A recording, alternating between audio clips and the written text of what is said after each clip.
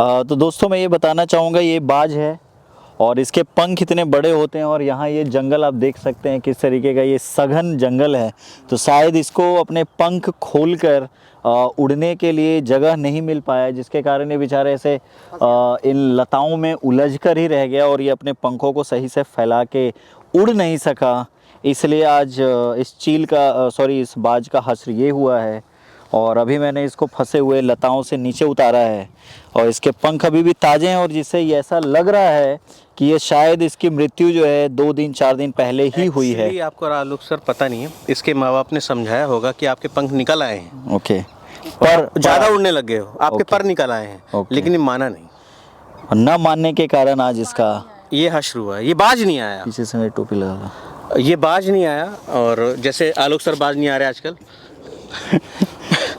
तो आलोक सर बाज नहीं आया, तो ये भी शायद इसके माँ बाप ने समझाया होगा कि तुम बाज आ जाओ, लेकिन ये बाज नहीं आया। तो दोस्तों हमने देखा कि किस तरह से आलोक सर इस मृत बाज को लेके डांस कर रहे थे, जो कि इनको नहीं करना चाहिए था। लेकिन हमें बड़ा दुख था कि इस जीव ने अपनी जान गंवा दी। हमें नहीं पता इसका कारण क्या रहा होगा कि इस पक्षी ने अपनी जान गंवा दी। यहाँ पे थोड़ा ऑडियो का थोड़ा मसला हो गया था दोस्तों, तो इसलिए मेरे को इसको वॉइस ओवर देना पड़ा।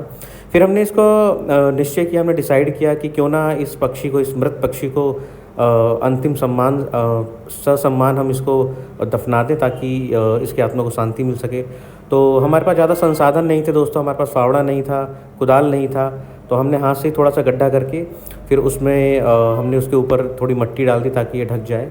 हालांकि ये पूरी तरह से हम पूरी प्रक्रिया सही से नहीं कर पाए थे, क्योंकि हमारे पास औजार नहीं थे, फावड़ा वगैरह नहीं था, लेकिन जितना भी हमसे हो पाया हमने वो किया। और फिर हमने धीरे धीरे इसके ऊपर मिट्टी डाल दी ताकि इसको पूरी तरह से हम कवर कर पाएँ मिट्टी से। और ऐसा करते हुए बड़ा हमें दुख भी हो रहा था दोस्तों, लेकिन हमने कभी नहीं सोचा था कि हम ऐसे जहाँ जंगल में आएंगे और हम ऐसे अंतिम संस्कार कराए। एक तरह से इसको हमने बरीड कराए, यहाँ पे बरीड कराए। और ये जो प्रक्रिया होती है, ये जो प्रक्रिया होती है, कुछ कर नहीं पा रहे। ये जो बरीड की प्रक्रिया होती है, दफनाना होता है। ये दफनाना जो होता है मुस्लिम कम्युनिटी में होता है। और मतलब हिंदुओं को छोड़कर जितने भी इस पृथ्वी पर कम्युनिटीज़ हैं, जितने भी धर्म हैं, वो बरीड करते हैं। तो चाहे जानवर हो चाहे इंसान हो, केवल हिंदू धर्म ऐसा है जो अंतिम क्रिया में जो हमारी मृत बॉडी होती है उसको जलाया जाता है। लेकिन हमारे पास यहाँ लकड़ियों का अभाव है, नहीं तो हम इसको पूरी तरह से अच्छी तरह से इसका हम अंतिम संस्कार करते हैं। लेकिन हमने जितना हमसे हो पाया हमने करा।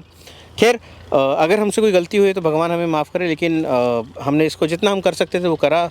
और आई होप कि ये और दोस्तों एक बार फिर हमारा ऑडियो ख़राब हो गया था, लेकिन फिर हमने उसको दफनाने के बाद, उस पर मिट्टी डालने के बाद उस पक्षी पर हमने वापस जाने का फ़ैसला किया, क्योंकि हमारा मुर्गा हमारा इंतज़ार कर रहा था, जो कि चूल्हे पे चढ़ा हुआ था और वो बेकरार था हमारे पेट में जाने के लिए। तो हमने अपना बोरिया बिस्तर बांधा और हमारे चूल्हे की तरफ चल पड़े। मेरे दोस्त प्रमोद, उसका कज़िन आलोक सर, मैं इसी जंगलों से होते होते वहाँ पे गए जहाँ पे हमने खाना बना रखा था। और खाना दोस्तों वो एक्चुअली नॉनवेज था और वो मुर्गा था, जो कि बहुत टेस्टी बना था। और फिर हम एक तरह से एडवेंचर हो गया था दोस्तों, कि हमने एक्सप्लोर करा कि किस तरह से हम एक जंगल की फ़ील आ रही थी दोस्तों यहाँ से निकलते हुए और जाते हुए। बहुत ही ऑसम फीलिंग थी दोस्तों, ये हम शब्दों में इसको बयान नहीं कर सकते। लेकिन इट वाज एन एडवेंचर कि हमने एक अच्छा सा एडवेंचर किया, एक्सप्लोर किया हमने जंगल को। वहाँ पे प्राकृतिक जो चीज़ें थी हमको वो देखने को मिली, वहाँ हमें नदी देखने को मिली, हमें यहाँ पे प्राकृतिक जो पेड़ थे वो देखने को मिले। और वहाँ पे हमने किसानों को देखा जो कि वहाँ पे फार्मिंग कर रहे थे, जो कि वहाँ पे कई तरह की सब्जियाँ उगा रहे थे, भिंडी उगा रहे थे, मूली उगा रहे थे। इसके साथ साथ हमने ये भी देखा कि यहाँ पे प्राकृतिक ने किस प्रकार ये जो